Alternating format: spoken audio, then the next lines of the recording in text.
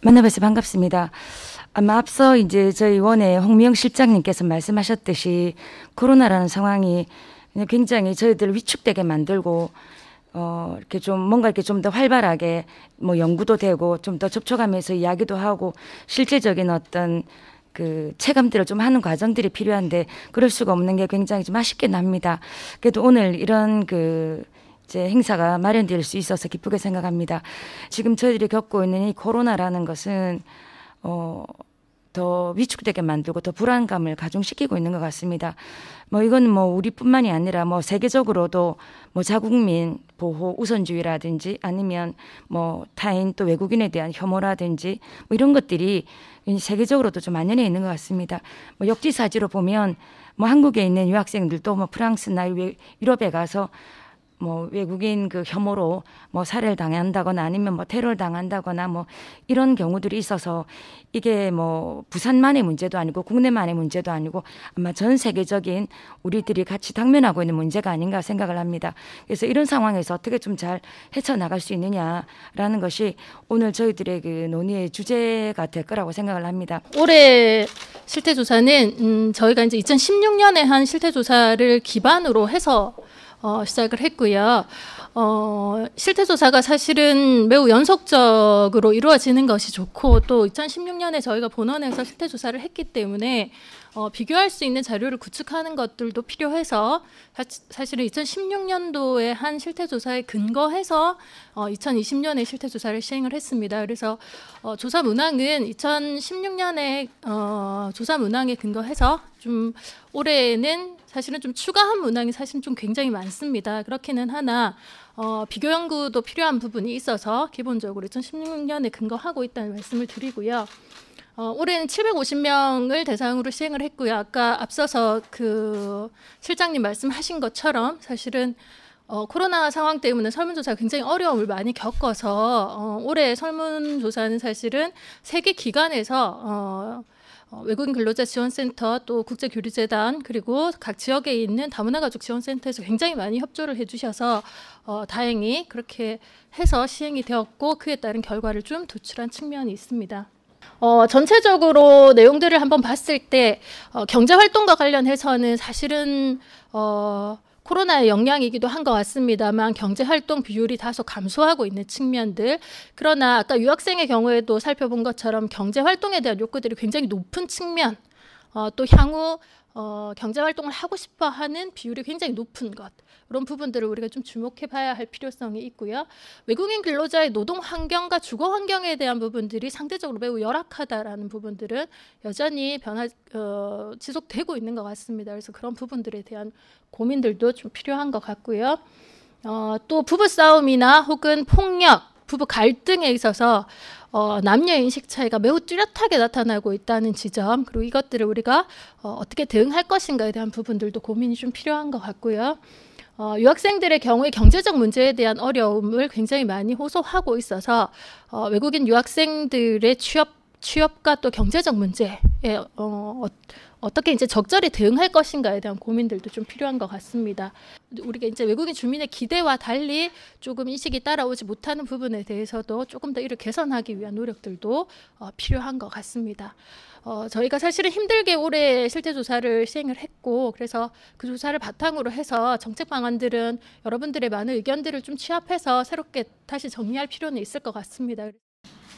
저도 외국인 주민으로서 다문화 가정으로서 많은 어려움은 겪어왔습니다. 네, 그래서 오늘은 결혼 이주 여성들이 제일 힘들어하는 부분들이 얘기 나눠보고 싶습니다. 완전히 다른 나라, 다른 언어, 네, 다른 문화 같이 섞여서 살아야 한다는 것은 얼마나 힘들겠어요. 오늘 제가 얘기하고 싶은 문제점은 6가지 있습니다. 제일 외국인한테 제일 어려운 문제는 의사소통입니다. 네, 그 다음에 음식, 양육, 문화의 부족성, 또 자녀에 대해 걱정, 생김새, 언어 발달, 학습 능력, 또 사회적 편견, 차별, 경제적 어려움, 일자리, 직장 내에 문제 생깁니다. 네, 첫 번째는 의사소통이 잘 안 돼서 많은 문제 생길 수 있습니다. 의사소통 매우 중요합니다. 특히 입국한 지 2년 이하 된 외국인들이 의사소통이 잘 안 되면서 아파도 병원도 못 가는 사람 엄청 많아요. 요즘은 외국인 대상으로 지원해준 센터 많이 생기고 있는데 통역 서비스도 제공해줘서 많이 좋아졌지만 그래도 모르는 사람이 엄청 많아요. 네. 요즘은 무료로 통역 서비스 한국어 교육 지원해주고 있는 센터 많이 생겼지만은 각국 나라 언어별로 한국어 강사들 있으면 좋겠습니다. 많은 외국인 지원 기관이 있겠지만은 이게 대표적으로 저희가 이제 세 가지를 이렇게 넣어봤는데 뭐 다문화 가족 지원 센터 같은 경우는 명확한 이용자 기준이 있다고 보고 외국인 근로자 지원 센터 같은 경우는 뭐 노동자분들 그리고 부산 글로벌 센터는 뭐 노동자분들이라든지 다문화 가족 외에 뭐 외국인 유학생이라든지 뭐 서양 쪽에서 온 뭐 영어 강사분들 지원 약간 이런 쪽으로 지금 이 센터들가 인식이 되고 있는 게 사실인 것 같아요. 이건 뭐 지역이나 이용자 특성에 따라서 뭐 배치 계획이라든지 뭐 프로그램 운영 지침이 별도로 없다 보니까 뭐 실제 일부 뭐 저희 같은 센터도 이런 일반적인 인식을 반영해서 이게 운영해 온 것도 사실이기는 합니다. 그런데 과연 이렇게 운영을 하는 게 뭐 효과적인 것인가라는 이제 고민을 한 결과로 봤을 때는 이게 외국인 주민 한 사람만 지원하는 게 아니라 이 한 사람에 둘러싸여 있는 가족들이 있을 거잖아요. 이분들을 통합으로 지원을 해줘야 되는데 지금 이런 형식으로 가서는 이런 통합 지원은 힘들겠다. 그래서 사각지대가 생길 수밖에 없겠다라는 생각이 들어서 우선은 기능 중심의 통합 지원이 돼야 된다고 이제 저희가 이제 한번 결론을 내려봤습니다. 지금 거버넌스 구축의 중요성에 대해서 이제 용건님도 이제 언급을 하셨는데 외국인 지원 정책 개발을 위해서는 뭐 정책 및 유관기관 전문가뿐만 아니라 외국인 주민이 같이 참여해서 아우를 수 있는 거버넌스 구축이 정말 필요하다고 생각을 하거든요. 둘째, 이주민 문화생활을 위해서는 공간이 필요합니다. 일단 필리핀 커뮤니티의 회원들은 대부분 이주 노동자이며 그런 이미자이고 유학생입니다. 이주 노동자는 혼자 와서 생활하기 때문에 한국에 와 있는 중국민들과 소통이 필요하지만 건강이 없이 근무제입니다. 일일이 학교 운동장 등을 개방하여 이주 노동자들이 마음껏 행사를 즐길 수 있으면 합니다. 이주민은 특별히 불쌍한 사람도 아니고 그런다고 다문화 협회의 대상 되었어도 안 됩니다. 글로벌 시대에 이주민과 선주민의 더불어 살기 위해서 무엇보다 모두를 위한 다문화 인권 교육이 필요합니다. 누구도 잡혀있지 않고 누구도 배제되지 않도록 모든 시민이 인식수준이 높여야 합니다. 지난 상황에서 중국어로 정보 제공이 필요합니다. 코로나19 생활을 겪으면서 이주민들이 정책적으로 폐지되는 문제가 있었습니다.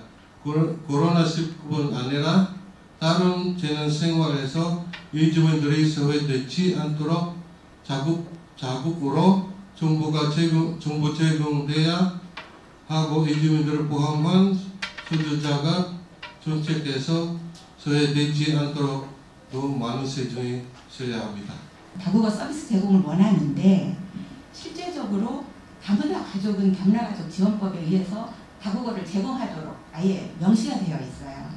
그런데 제한외국인 처우 기본법에는 그 다국어 서비스 다국어라는 개념조차도 하나도 안 들어가 있고 단어조차도 제가 못 찾아봤어요.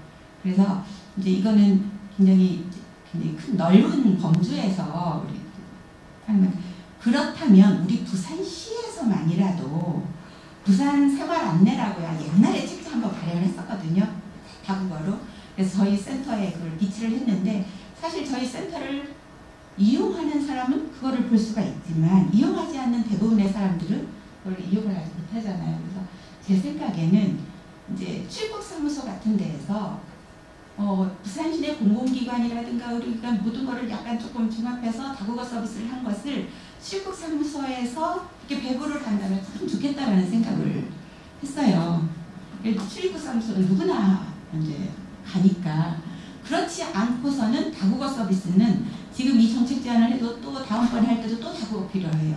또 다음번에 다국어 필요해라고 이렇게 말씀을 하실 것 같아요. 그래서 그런 거는 좀 시하고 잘해서 출국교육은 법무부 소관이기는 하지만 그렇게 비치를 해서 나눠줄 수 있으면 참 좋겠다라는 생각을 했습니다. 네, 이상입니다. 그래서 이 아기가 태어나면 이제 생각나는 게 당장 이제 자녀 어린이집 어떻게 보내야 되냐 그런 자녀 교육에 대해서 문제가 이제 떠오르게 되는데요. 사실은 이제 얼마 전에 뉴스에도 나온 것처럼 이제 공립 어린이집이나 뭐 국공립 이런 어린이집의 경우는 이제 한국 어린이들이 이제 대기 순위별로 이제 우선으로 이제 들어갈 수 있는 그런 구조였어요.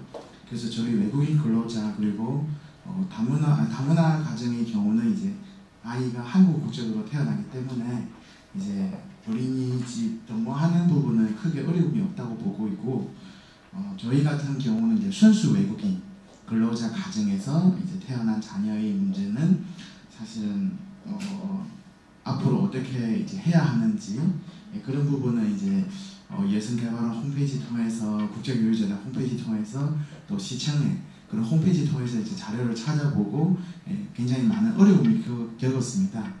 이제 저희 이제 외국인 근로자 이제 내국인과 차별 없이 뭐 주민세, 교유세, 뭐 자동차 있으면 자동차세도 내고 지방세도 많이 내고 있습니다. 똥똥해서 지방세를 내는 게 아니라 지방의 장기 체류자로서 지방세도 내고 있고 그리고 집을 구입하게 되면 재산세도 내게 돼요. 이번 실태조사에서 밝힌 바와 같이 이주민의 대부분은 노동에 참여하고 있고 참여하고자 하는 의지가 굉장히 큽니다. 노동하는 이주민을 위한 그 제안으로서는 일단은 일하는 사람들은 한국인이든 이주민이든지 보편적인 노동권이 보장돼야 된다고 생각합니다. 외국인 근로자지원센터는 부산시의 외국인 주민 지원 조례에 의해서 이제 체류 자격과 상관없이 거주하고 있는 모든 이주민의 상담과 교육을 지원하는 소위 말하는 종합센터의 역할을 지금 하고 있는 것 같습니다. 그런데 그 명칭이 외국인 근로자 지원센터라고 해서 많은 분들이 고용허가제 노동자만 지원하고 있는 거 아니냐라는 이런 오해를 받고 있는 것 같습니다. 그래서 이에 걸맞는 그 역할에 맞는 명칭이 좀 필요한 것 같고요. 그리고 이런 역할들을 수행하기 위해서는 인력과 예산, 공간이 많이 필요합니다. 그런데 그런 부분이 아주 열악한 상황이라는 것을 좀 알았으면 좋겠다는 생각이 들고요. 부산에 거주하고 있는 모든 이주민들한테 필요한 정보 제공, 노동 인권 상담, 가족 상담, 체류 상담, 교육 문화 이런 지원들을 원스톱으로 해결할 수 있는 그런 종합지원센터의 역할들을 수행하고 있는데 그에 맞는 명칭 변화도 필요한 것 같습니다.